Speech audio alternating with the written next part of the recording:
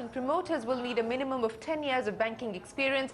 The minimum paid-up capital required has been kept at 500 crores. Lata joins us now to take us through the details. Lata, a big day for the banking sector. Raghuram Rajan redeems one of his promises.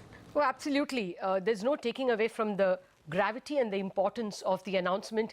It was a commitment that Governor Rajan made in his inaugural address on September 4, 2013. Actually managed to fish out that speech, and by the next, before the next bulletin, we'll be able to play that bite for you, where he says that they will issue differentiated licenses and the possibility of continuous or on-tap licensing.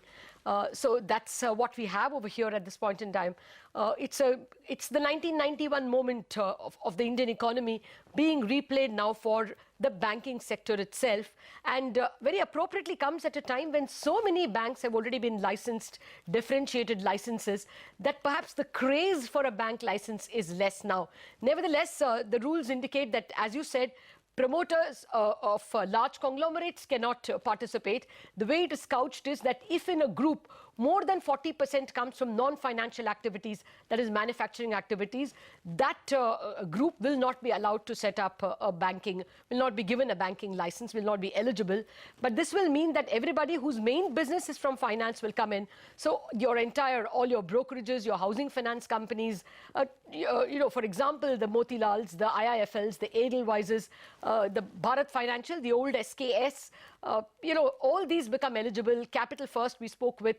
This entire list of NBFCs become eligible to get a bank license. The condition is that you have to bring a 500 crore of capital, foreign investment up to 74%, as is now available for an ICICI or an HDFC bank, will be the same rules that will apply to the new banks as well.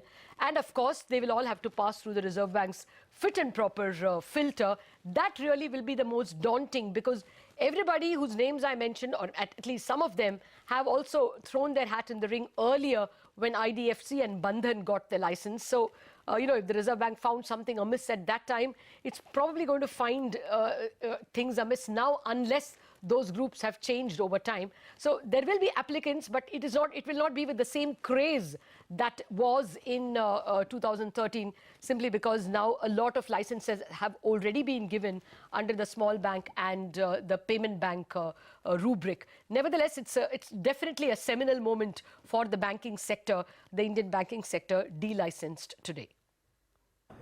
Well, that is right. In fact, it's a big moment for us in Parliament as well. The Lok Sabha has passed the